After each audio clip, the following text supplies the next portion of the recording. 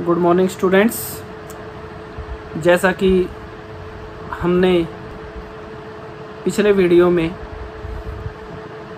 रजवाड़ों या रियासतों के विलय के बारे में पढ़ा, उससे पहले हम राष्ट्र निर्माण की चुनौतियों के बारे में पढ़ चुके हैं और विभाजन से उत्पन्न जो समस्याएं हैं विस्थापन और पुनर्वास की, उसके बारे में भी हमने पढ़ा है। आज हम अंतिम जो इसका चैप्टर का टॉपिक है वो है राज्यों का पुनर्गठन।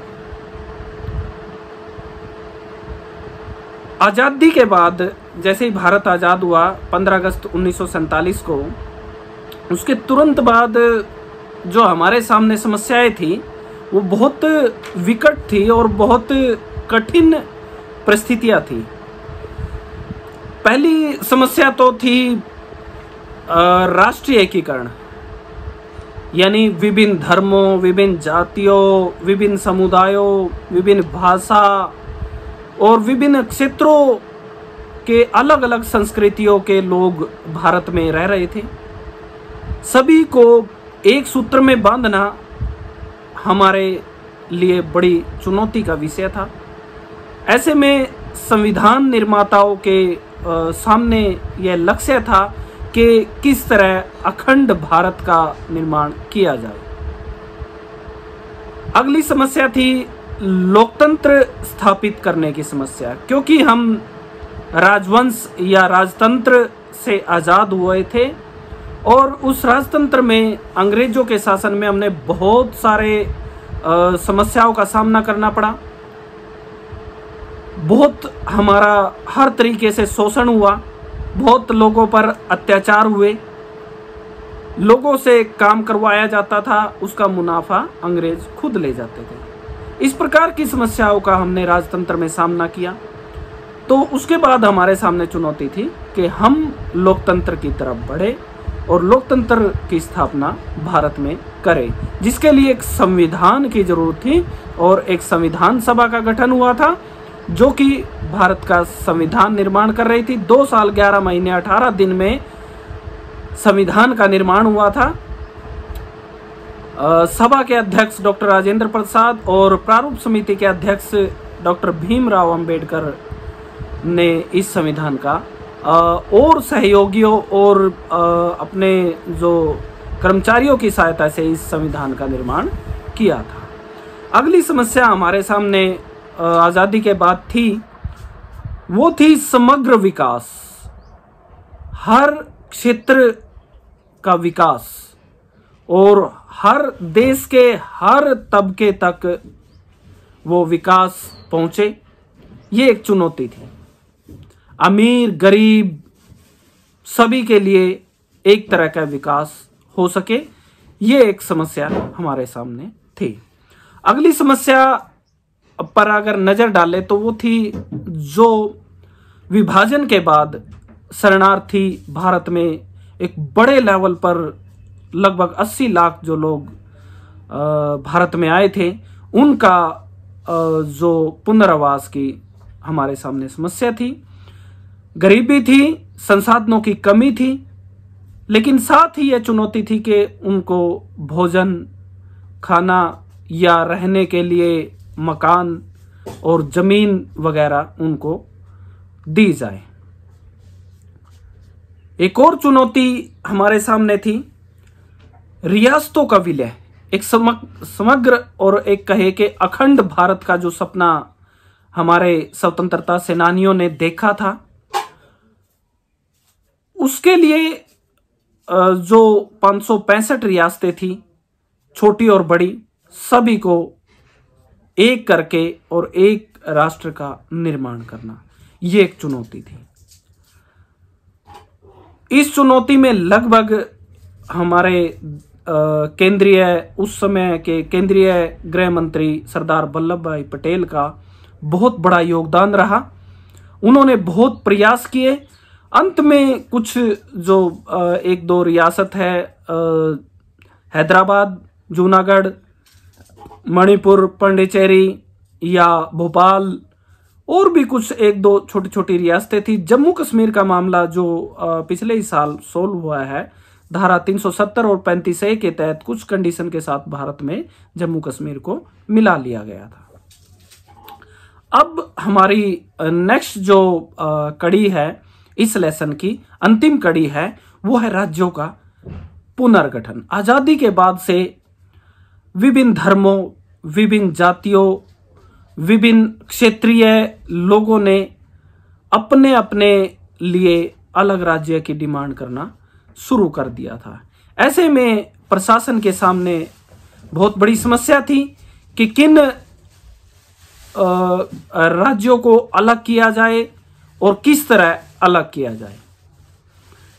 ऐसे में सबसे पहला जो राज्य था वो आंध्र प्रदेश था, जहां समस्याएं बहुत कठिन हो चली थी।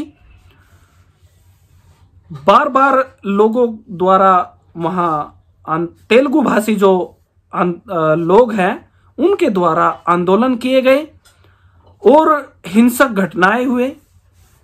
पुलिस और सरकार ने जो है उन आंदोलनों को दबाने का प्रयास किया।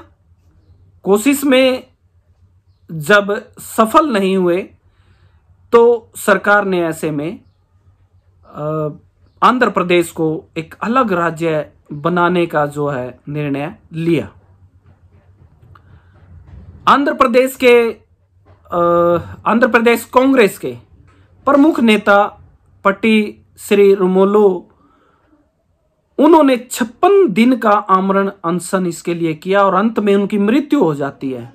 ऐसे में प्रदेश में बहुत अशांति का और अव्यवस्था का माहौल पैदा हो जाता है, जिससे निपटने के लिए सरकार को पुलिस और सेना की सहायता लेनी पड़ती है। ऐसे में काफी संख्या में लोग, जब बल का प्रयोग किया जाता है सेना और सरकार द्वारा, ऐसे में कई लोग घायल हो जाते हैं और काफी लोगों की वहां मृत्यु हो जाती है। अब इस अव्यवस्था से निपटने के लिए सरकार के सामने आंध्र प्रदेश राज्य को पुराने मद्रास से अलग करने के सिवाय और कोई रास्ता नहीं बचा था। पुराना मद्रास जो राज्य था उसका कुछ हिस्सा आंध्र प्रदेश, कर्नाटक, केरल आदि में भी पड़ता था और जो अब तमिलनाडु है। इन क्षेत्रों में वो पुराने जो मद्रास का हिस्सा है वो पड़ता था। आंध्र प्रदेश राज्य का गठन 1952 में हो चुका था। इसी प्रकार की मांग लगभग देश के अन्य हिस्सों में भी शुरू हो गई। ऐसे में देश के प्रधानमंत्री पंडित जवाहरलाल नेहरू ने 1953 में राज्य पुनर्गठन आयोग की स्थापना करी। शुरू में इसका लक्ष्य सिर्फ भाषाई आधार पर राज्यों का पुनर्गठन किया जाना था। जब अधिनियम बना जो कि 1956 में राज्य पुनर्गठन अधिनियम पास हुआ, उससे पहले ही आंध्र प्रदेश राज्य का गठन हो चुका था। इसी कड़ी में आगे चलकर महाराष्ट्र राज्य से गुजराती भाषी और मराठी भाषी दो अलग राज्य बने। महाराष्ट्र मराठी भाषी राज्य बना और गुजरात गुजराती भाषी राज्य बना। साथ ही देश के अन्य हिस्से जैसे पंजाब में से इसकी जो मांग थी 1956 से ही जारी थी, लेकिन 1966 में हरियाणा और हिमाचल दो अलग राज्य पंजाब से अलग हो गए थे, जो कि भाषाई आधार पर हुए थे। इसके अलावा अगर हम बात करें जो राज्य थे, इसके अलावा वो 1963 में नागालैंड जो है अलग राज्य बना, और पूर्वोत्तर के जो राज्य थे उनमें असम से अलग होकर मेघालय 1972 में बना। 1972 में ही मणिपुर और त्रिपुरा भी बने। 1987 में अरुणाचल व मिजोरम अस्तित्व में आए। सिर्फ भाषा के आधार पर ही राज्य अलग नहीं हुए, क्षेत्रीय असंतुलन भी इसमें एक अहम भूमिका उसने निभाई। क्षेत्रीय असंतुलन के चलते सन 2000 में देश में बीजेपी की सरकार थी। श्री अटल बिहारी वाजपेयी देश के प्रधानमंत्री थे। उस समय झारखंड, छत्तीसगढ़ व उत्तराखंड 3 अलग राज्यों का गठन हुआ। क्षेत्रीय असंतुलन के आधार पर हुआ। इन राज्यों की डिमांड थी कि हमारे क्षेत्र में विकास का जो पहिया है वो धीरे चल रहा है, और विकास पूर्ण रूप से उन क्षेत्रों में नहीं पहुंच पा रहा है जहां अत्यंत गरीब लोग रहते थे। उनका पूरी तरह से विकास नहीं हो पा रहा था। अभी हाल ही में आंध्र प्रदेश, जो कि विडंबना है कि देश का भाषाई आधार पर पहला राज्य बना था, उसी आंध्र प्रदेश से निकल करके तेलंगाना राज्य का गठन हुआ है। और देश के अन्य हिस्सों में अलग राज्य की डिमांड, वो चाहे क्षेत्रीय असंतुलन हो, भाषा के आधार पर हो, संस्कृति के आधार पर हो, या धर्म के आधार पर हो, या जाति के आधार पर हो, देश के अन्य हिस्सों में समय समय पर अलग क्षेत्रों या अलग राज्य की मांग उठती रही है। ऐसे में उत्तर प्रदेश, यूपी का जो पश्चिम क्षेत्र है, उसमें से हरित प्रदेश अलग करने की मांग उठ रही है, लगातार जोर पकड़ रही है। और पश्चिम बंगाल से भी जो है अलग राज्य की मांग उठ रही है। बोडोलैंड का जो मामला है वो भी काफी समय जो है चर्चा में रहा। जो महाराष्ट्र है, महाराष्ट्र से विदर्भ को अलग राज्य बनाने की मांग भी लंबे समय से चल रही है। इस तरह हम कह सकते हैं कि आजादी के बाद जो अलग राज्यों की मांग है वो समय समय पर अलग अलग क्षेत्रों में, कहीं पर भाषा के आधार पर, कहीं पर क्षेत्र के आधार पर, कहीं संस्कृति और धर्म या जाति के आधार पर, या इसमें एक बहुत बड़ा अहम रोल या अहम भूमिका जो निभाई है कुछ नेताओं के निजी स्वार्थ के चलते भी समय समय पर अलग अलग क्षेत्रों में अलग राज्य की मांग उठती रही है।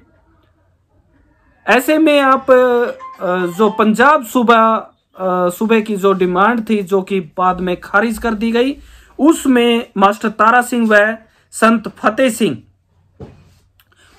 अलग पंजाब सूबे की मांग जो है करते रहे हैं, जो कि 1960 में उन्होंने पंजाब अलग सूबे की मांग की थी।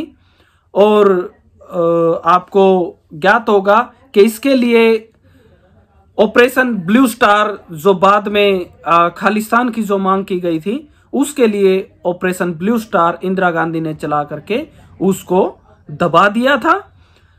समय समय पर अलग अलग क्षेत्रों में इस प्रकार की अलग राज्यों की मांग उठती रही है। तो इसी के साथ हमारा जो प्रथम अध्याय है राष्ट्र निर्माण की चुनौतियां यहाँ पर समाप्त होता है। इसमें से लगभग 4 क्वेश्चन जो ऐसे टाइप है, निबंधात्मक है, वो निकल कर सामने आते हैं। पहला है राष्ट्र निर्माण में आने वाली समस्याएं या चुनौतियां या बाधाएं। साथ ही इसमें एक क्वेश्चन निकल कर के आता है राष्ट्र निर्माण में आने वाली बाधाओं को किस प्रकार दूर किया जा सकता है। आगे इसमें से क्वेश्चन बनता है कि जब भारत का विभाजन हुआ तो भारत के सामने क्या क्या समस्याएं सामने आकर खड़ी हुई थी।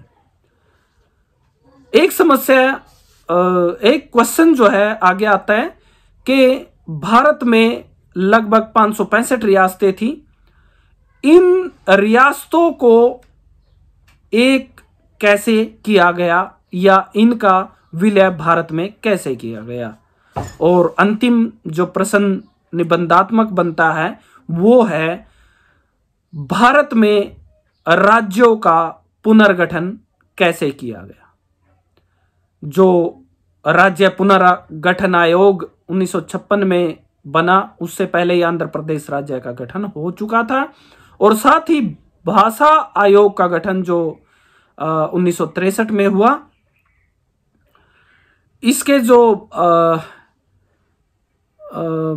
भाषा के आधार पर जो हम कह सकते हैं कि 1965 में हिंदी को राष्ट्रभाषा का दर्जा दिया गया था और राष्ट्र की भाषा हिंदी बनी थी। इसको 8वीं अनुसूची में जो राष्ट्र की भाषा माना था, संविधान में यह वर्णित है। तो आपका ये क्वेश्चन राज्यों का पुनर्गठन, इसको लिखना भी है और इसको याद भी करना है। धन्यवाद।